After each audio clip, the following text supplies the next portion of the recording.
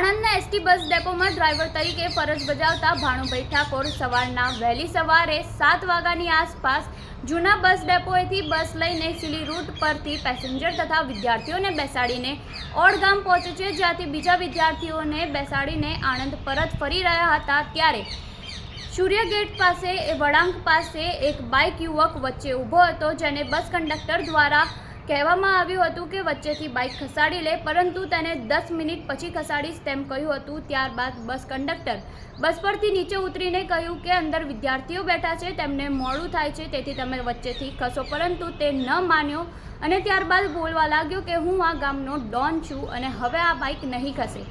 તેમજ તેને બસ ડ્રાઈવરને કોલર પકડીને ગાળમગાળી કરીને માર માર્યો હતો। ત્યારબાદ તેના બીજા 2 મિત્રોને બોલાવવામાં આવ્યા હતા, ત્યારે તેમાંથી એક યુવકે બસ ડ્રાઈવરના માથામાં લાકડી મારી હતી।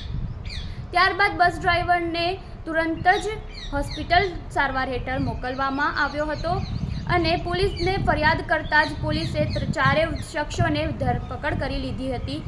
આપનું આ અંગે શું કહેવું છે અમને કમેન્ટ બોક્સમાં જરૂરથી જણાવજો અને આવા વધુ અપડેટ માટે જોતા રહો નવજીવન ન્યૂઝ।